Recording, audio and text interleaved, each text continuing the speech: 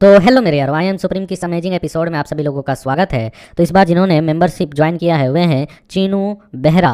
तो भाई आपका मेंबरशिप के तौर पे हमारे इस चैनल में स्वागत है। तो हम सभी लोगों ने लास्ट एपिसोड में देखा था कि लियन पीछे की ओर पलटकर मोमो को धमकाते हुए कहता है कि बेवकूफ, तुम पहले ही हमारी मदद नहीं करना चाहते हो तो आखिरकार ये ट्रैपॉट हम तुम्हें देंगे ही क्यों। और इस एपिसोड की शुरुआत में हम देखते हैं कि जो लेडी जिन जुआन होती है वो आगे की ओर आते हुए कहती है कि मास्टर मो यह बच्चा अभी यंग है, इसके बात को सीरियस ना ले, यह मजाक कर रहा है। अगर आप पूरी ताकत के साथ हमारी सहायता नहीं कर सकते हैं तो कम से कम हमें मार्गदर्शन ही करा दें, हम इससे ही काफ़ी संतुष्ट हो जाएंगे और आपको वह ट्रैपॉट मैं अपने हाथों से दूंगी। और हम देखते हैं मिस जिनजुआन ने टेबल पे कुछ चीज़ों को मटेरियल को निकाला होता है और पीछे वो ओल्ड लेडी संभाल रही होती है, लियन को कर रही होती है, तुम छोटे ब्रैट चिल्लाना बंद करो, इस उम्र में तुम एक बूढ़ी औरत को आगे बढ़ने के लिए मजबूर कर रहे हो। और लियन अभी भी उसको धमका रहा होता है, गाली दे रहा होता है, तुम बेवकूफ़ पंछी, इडियट बर्ड। और हम देखते हैं इस तरह के लियन के गालियों को सुनने के बाद जो सीधे इसके दिल को छेद कर रहे होते हैं।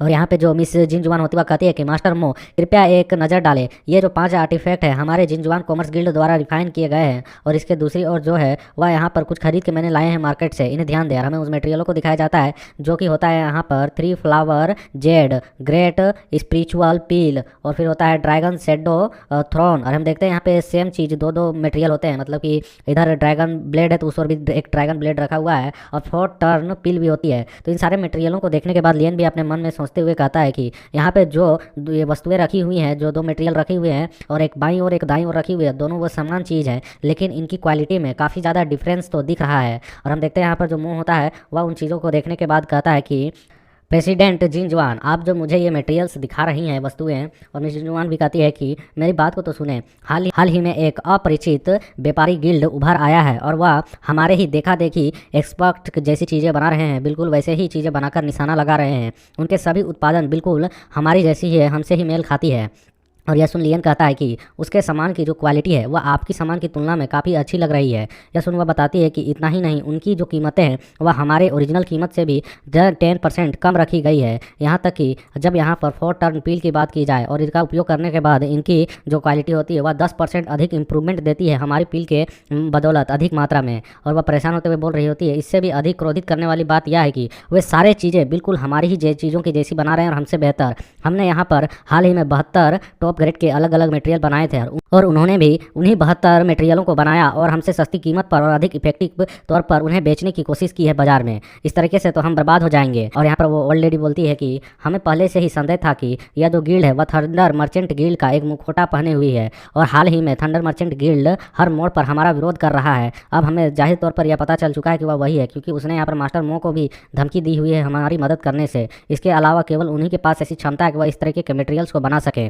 और हम देखते हैं यहाँ पर मो कहता है कि मैं उनकी धमकियों से किसी भी तरीके से डरता नहीं हूँ और मैं उनकी धमकियों से बिल्कुल भी तुम्हारी मदद नहीं कर रहा, बल्कि मैं अपने लाभ के लिए तुम लोगों की मदद नहीं कर रहा हूँ कि उन्होंने मुझे कुछ ऐसा प्रस्ताव दिया है जिसे मैं अस्वीकार बिल्कुल भी नहीं कर सकता हूँ। तभी लियन कहता है कि तो यह सच है, वे हमें निशाना बना रहे हैं लेकिन यह अब सिर्फ आक्रामक तौर पर प्रतिस्पर्धा नहीं कर रहे, वह सीधे हमें खत्म कर देना चाहते हैं मार्केट से। और लियन कहता है कि उनकी जो शोधन टेक्निक है, रिफाइनिंग टेक्निक है, वह आपके टेक्निक से बेहतर लग रहा है मिस जिनजुआन। और उनकी सामग्री का जो चयन है, जिन मटेरियलों का उन्होंने उपयोग किया है, वह भी उतना ज़्यादा महंगा तो नहीं लग रहा है। मतलब उनकी लागत वास्तव में आपकी तुलना में कम है, इसीलिए वे सस्ते कीमत पर उन्हें बेच रहे हैं, क्योंकि तुमसे अच्छा टेक्निक का इस्तेमाल किया है और सस्ते मटेरियलों का इस्तेमाल किया है, जिससे उन्हें यह सस्ता बेचने में कोई दिक्कत नहीं हो रहा है। यह सुन वह चौंकते हुए कहती है कि हम आखिरकार आप क्या रहे हैं। और यहाँ पर वो मो भी कहता है, क्या तुमने बस इन्हें देखकर ही समझ लिया। तो लियन यहाँ पर कैजुअल होते हुए कहता है, मैंने तो बस एक अनुमान लगाया यार, बस गेस किया है। और यह सुन वह कहता है, क्या तुमने सिर्फ अनुमान लगाया है, अनुमान लगाकर ही तुम इन चीज़ों को बता सकते हो, लेकिन मैं इन्हें देखकर तो ऐसा बिल्कुल भी अनुमान नहीं लगा पाया कि ये सस्ते मटेरियल से बने हुए हैं।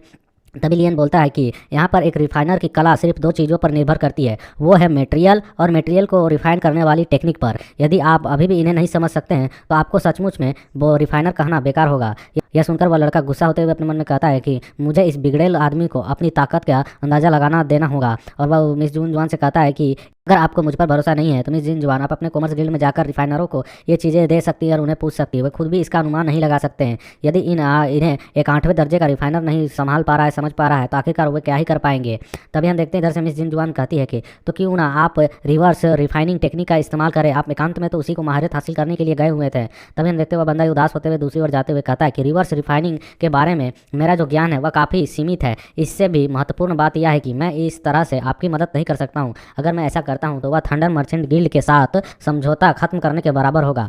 तभी लियन अपने मन में कहता है कि क्या, तो जैसा कि इसने कहा, रिवर्स रिफाइनिंग टेक्निक, यह तो वही टेक्निक है जिसे उस आउटर स्टार वर्ल्ड में ओल्ड युवान ने परफॉर्म किया था मेरे गोल्डन सोल सर्वेंट को रिफाइन करने के लिए, लेकिन यहाँ पर बहुत ही कम ऐसे लोग हैं जिसमें जो इसमें महारत हासिल कर पाते हैं और इसका प्रयोग बहुत ही सीमित होता है। हालांकि जब किसी तैयार वस्तु को, कच्चे मटेरियल को स्पेशल तौर पर उस तरीके से रिवर्स करने की बात आती है तो यह बहुत ही अविश्वसनीय लगती है। मतलब कि भाई तुमने आलू चावल सब कुछ मिलाकर एक खिचड़ी बना ली, अब उस खिचड़ी से तुमको निकालना है वापस कि भाई इसमें डाला हुआ क्या था, क्या इसमें फूलगोभी मिक्स थी या फिर भिंडी मिक्स थी।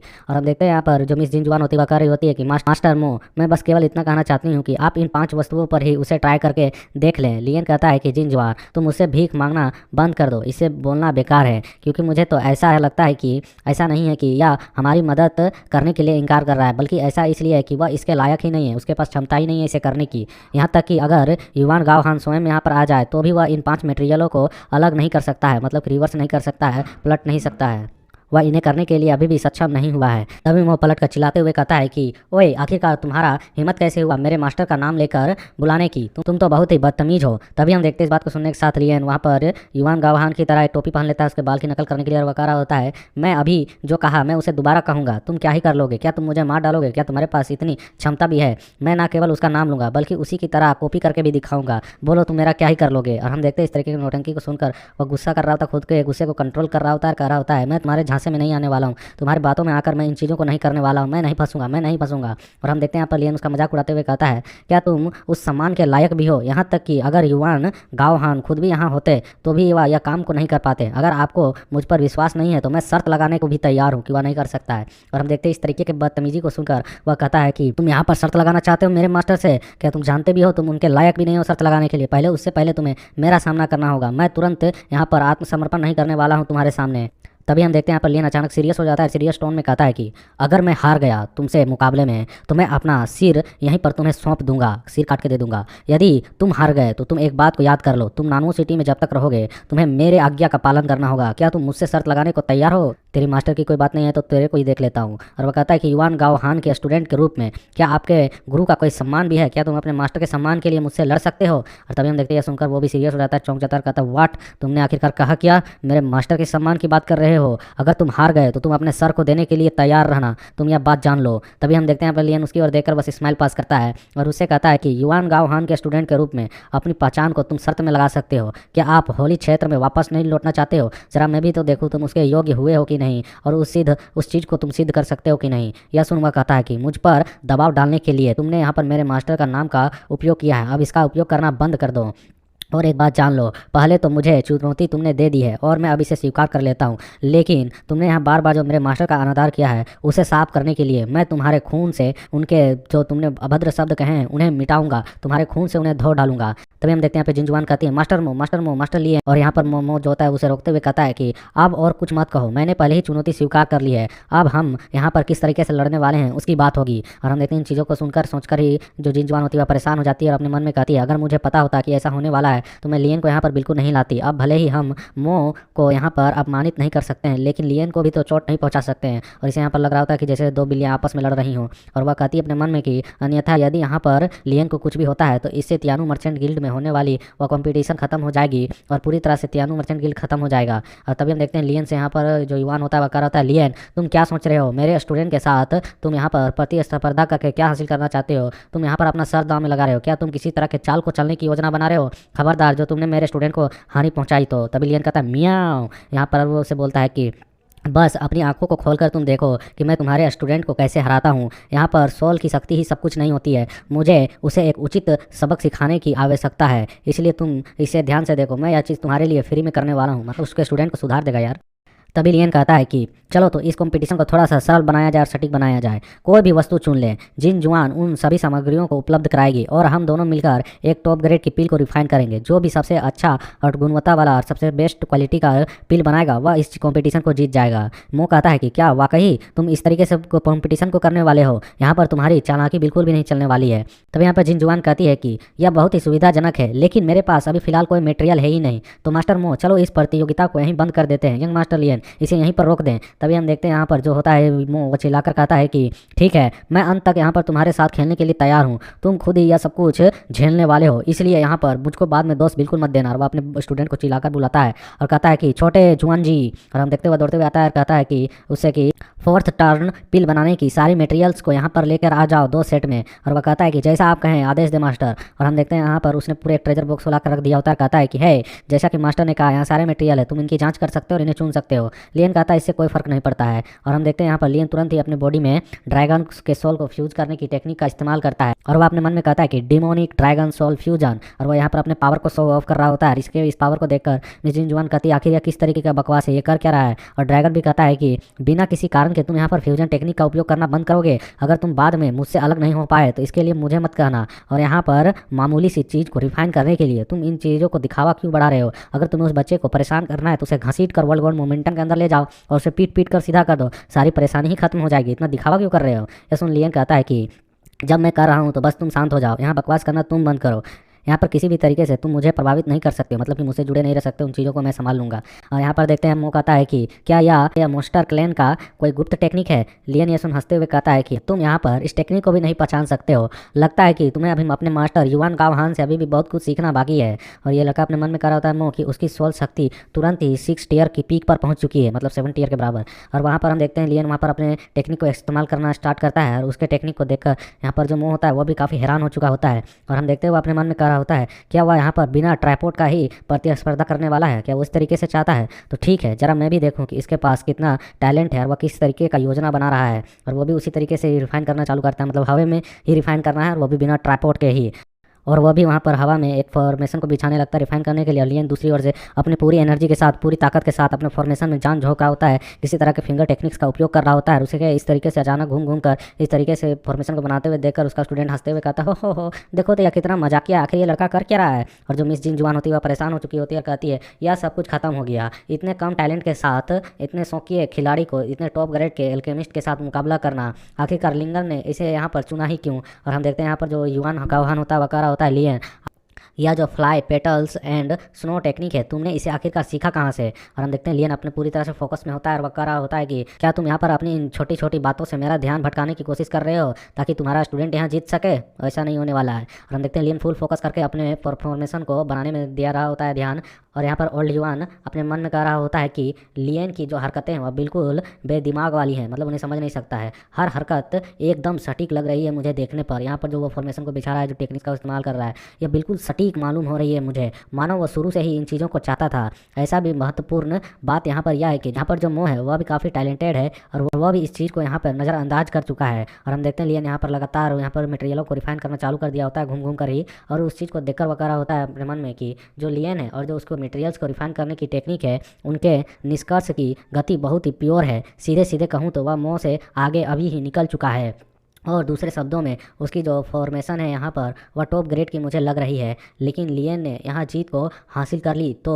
और हम यहाँ पर देखते हैं दूसरी ओर से जो मोह होता है वो भी अपने फायर को बाहर की ओर रिलीज करके यहाँ पर चीज़ों को रिफाइन करना चालू कर चुका होता है। और यहाँ पर ओलिवन कहता है कि बुरा नहीं है, यह 9वें दर्जे की एक demon beast heavenly horse demonic flame है, जो कि कोई मामूली फ्लेम तो नहीं है, लेकिन हुओ वन इसे अपने पूरी तरह से रिफाइन कर पाया है। इसने काफ़ी लंबे समय से इस फायर को कंट्रोल करने में समय लगाया है। तभी अचानक लियन का जो फेनिक्स फ्लेम होता है वह जाग उठता है और हम देखते हैं वह बाहर की ओर निकलता है। और इसे देखने के साथ ही यहाँ ओल्ड वन हैरान हो जाता है, कहता है ये क्या, ये तो फिनिक्स फायर है, क्या इसे वह रियल तौर पर बाहरी आउटर वर्ल्ड में भी इसका इस्तेमाल कर सकता है। या तो इसका हुक्म का इक्का निकला, इसका तो या तो ट्रम्प कार्ड निकल चुका है रिफाइनिंग के मामले में। अगर वह आउटर लेयर में मतलब कि बाहर की दुनिया में भी इस फ्लेम का उपयोग कर सकता है, इसका मतलब वह अस्पष्टनीय रूप से बहुत ही ताकतवर हो चुका है रिफाइनिंग के मामले में। और वह चिल्लाकर भी कहता है कि क्या तुम इस फायर का वास्तव में बाहरी तौर पर उपयोग कर सकते हो, या तो यहाँ पर सोल पावर को 2 पार्टों में बांटने की अनुमति तक दे देता है इस तरीके का फायर। और हम देखते हैं यहाँ पर लियन अपने फॉर्मेशन में उस फ्लेम को मिला देता है और उसकी पावर को बढ़ा देता है। और उसके पावर को बढ़ते हुए देखकर युवान कहता है कि इस स्तर से एक सटीक नियंत्रण या तो बहुत ही कड़ी मेहनत के बाद ही कोई कल्टीवेटर को मिलता है, वह बहुत लंबे समय तक साधना करता है तब उसे प्राप्त कर पाता है, या तो बहुत ही असंभव लग रहा है। फिर भी लियन के हाथ यहाँ बहुत ही चिकने और नाजुक है, वह किस तरीके से कोई रिफाइनर हो सकता है, कोई बोल भी नहीं सकता है। इतने वर्षों तक कड़ी मेहनत करने के बाद यह हुनर निखर कर आता है। और हम देखते हैं लियन बहुत ही शांति से अपनी जगह पर खड़ा होता है, अपने पील को रिफाइन कर रहा होता है हाथ में। और उसकी फ्लेम की पावर की वजह से ही हम देखते हैं जो मो की फ्लेम होती है वह पीछे की ओर हट रही होती है और मो भी अपने मन में इसे फील करके कहता है कि जो मेरा यहाँ पर हेवनली डिमोनिक फ्लेम है, क्वार्ट्ज फ्लेम है, वह बहुत ही ज़्यादा डर की एहसास कर रही है। क्या लियन ने जो यहाँ पर फ्लेम निकाला है वह मेरे फ्लेम को डरा सकता है? आखिरकार उसके पास कौन सी ग्रेड की फ्लेम है? यहाँ पर जो मेरा फ्लेम है वह एक 9वीं रैंक की हेवनली टॉप ग्रेड की फ्लेम है जो इस कॉन्टिनेंट में पाई जाती है, हमारे मतलब देश में, इस महाद्वीप में, और किसी के पास इस तरीके के टॉप ग्रेड की फ्लेम नहीं हो सकती है। वह उन फ्लेमों में से गिनी चुनी है मेरी फ्लेम। अगर इसको कोई डरा सकता है तो क्या इसके पास जो फ्लेम मौजूद है वह कहीं 10वीं रैंक की फ्लेम तो नहीं है? और इस चीज़ को ही सोचकर वह घबरा रहा होता है, उसके पसीने छूट रहे होते हैं और तभी इस तक बाहर से आवाज़ आती है, मास्टर आपका रिफाइनिंग। और हम देखते हैं यहाँ पर फिर वो अपने फोकस को पता है और वह कहता है कि यह जो कुछ भी हो लेकिन अभी भी कंपटीशन चल रही है, मुझे यहाँ पर अपने मास्टर के सम्मान को बचाना है। उसके लिए यहाँ पर यह ज़्यादा महत्वपूर्ण बात नहीं है, मुझे अपनी दुर्घटना को किसी भी तरीके से घटित नहीं होने देना है और इसे जीतना है। और हम देखते हैं पीछे से यहाँ पर जो ओल्ड लेडी होती है वह कह रही होती है, प्रेसिडेंट लगता है यंग मास्टर जो लियन है वह बर्बाद हो चुके हैं। देखिए यहाँ पर मास्टर की जो फ्लेम है वह कितनी सहजता से अपनी पावर को चारों ओर बिखेर रही है। वह हवाओं के प्रभाव से बिल्कुल पूरी तरह से शांत हुई से बनी हुई है। और यंग मास्टर लियन, उसकी फ्लेम तो देखो वह तो बाहर भी नहीं लेकर निकल रही है, वह बहुत ही थोड़ी सी है लेकिन उसके चेहरे पर पूरी तरीके से पसीना आ चुकी है, लगता है वह थक चुका है। और हम देखते हैं यहाँ पर असली सच्चाई तो यहाँ पर इस मो को मालूम है, इसलिए वह कह रहा होता है डैम इट, इन बच्चों को मालूम भी नहीं है यहाँ पर हुआ क्या है। और हम तभी देखते हैं यहाँ पर जो मिस जिनजुआन होती है कहती है बकवास करना बंद करो और ध्यान से देखो, यहाँ पर अभी निर्णय नहीं आया है और इन परिणामों को हम तय नहीं कर सकते क्योंकि हम रिफाइनर नहीं है। और यहाँ जो उसका स्टूडेंट होता है मो का, वो कह रहा होता है कि क्या तुम दोनों अभी भी मानते हो कि यहाँ पर लापरवाही तरीके से काम करने के बाद वह हमारे मास्टर को हरा सकता है बेवकूफ़? और वह सामने की ओर देख रहा होता है जहाँ दोनों अलग अलग तरीके की तरफ होकर रिफाइन कर रहे होते हैं और वह कहता है कि अब हम यहाँ पर रिफाइनिंग के चरम चीज़ में प्रवेश करने वाले हैं। अब वे लोग इस स्थान पर अपनी सोल शक्ति की पावर का इस्तेमाल करेंगे और यहाँ पर विजेता का निर्णय हो जाएगा। आइए देखते हैं कि यहाँ पर वह जो लड़का है वह ताकत में अपने 2 रैंक को कैसे कवर करेगा, मतलब कि टीयर में, क्योंकि लियन तो 6 टीयर का है और वह 8 टीयर का एल्केमिस्ट है। तभी लियन अपने मुंह के अंदर एक सांस को भरता है और यहाँ पर अपने टेक्निक को एक्टिवेट करता है, कहता है कि हेवनली मिस्टिकल रिमेम्बरिंग मंत्रा। और हम देखते हैं इसके इस मंत्रा का उपयोग करने के साथ ही उसके चारों तरफ से 16 हैंड निकल चुकी होती हैं जो इसकी मदद कर रही होती है उस पील को रिफाइन करने में। और इसके इतने खतरनाक टेक्निक को देखकर युवान गांव अपने दांत को पीसते हुए कहता है ये क्या, ये तो गु फेंग का हेवनली मंत्रा टेक्निक है। आखिरकार वह बच्चा इसका इस्तेमाल कैसे कर पा रहा है? जब गु फेंग ने ट्रांसफॉर्मेशन सी पवेलियन में आया था तब इस टेक्निक को बहुत से लोगों को सिखाया था। और वह चौंकते हुए कह रहा होता है कि अब जब मैं यहाँ पर लियन को इस तरीके से परफॉर्म करते हुए देख रहा हूँ तो ऐसा लगता है कि उसने इन सभी चीज़ों पर मास्टरी हासिल कर रखी है। इसने यहाँ पर 2 तरह की चीज़ों का इस्तेमाल किया जिसमें वह एक flowing petals and snow technique थी, दूसरी यह हेवनली मिस्टिकल रिवेवरिंग मंत्रा है। ये दोनों ही गुफयांग के मंत्रा हैं, उसी की टेक्निक है। क्या वह यहाँ पर यांगदी का स्टूडेंट हो सकता है? लेकिन जो यांगदी है वह स्वयं भी इन टेक्निक्स का इतनी अच्छी तरीके से बिल्कुल भी इस्तेमाल नहीं कर सकता है। और हम देखते हैं यहाँ पर लियन फुल फोकस होकर उस चीज़ को रिफाइन कर रहा होता है। वह कहता है कि आखिरकार रिफाइनिंग करने का यह लेवल, ये रैंक बिल्कुल भी मैं हासिल नहीं कर सकता हूँ। इसे देखकर मुझे ऐसा लग रहा है कि यहाँ पर लियन मुझे भी हरा चुका है। मैं इन चीज़ों को बहुत ही कठिन तरीके से और ध्यान तरीके से ही रिफाइन करने की अनुमति खुद को दे सकता हूँ, अन्यथा नहीं। ये चीज़ें इतनी आसानी से किसी को प्राप्त नहीं हो जाती है। इसमें अनगिनत ज्ञान और अनगिनत कठिनाइयों की सामना करने के बाद ये चीज़ें किसी को प्राप्त होती हैं। और हम देखते हैं लियन अपनी पूरी पावर को वहाँ पर लगा चुका होता है, झोंक चुका होता है और वह आसमान की ओर अपने हैंड को कर उन चीज़ों को रिफाइन कर रहा होता है। और वह यहाँ पर जो युवान गवाहान होता है वह उस चीज़ को देखकर, उस सीन को देखकर अपने मन में कहता है कि ये लड़का आखिरकार वास्तव में है कौन, रियली में ये है कौन, इसकी आइडेंटिटी क्या है। और इसके इसी बात के साथ यहाँ पर ये चैप्टर कंप्लीट होता है। So like, share, comment and support. तब तक के लिए tata bye bye. Next episode जल्द आएगा।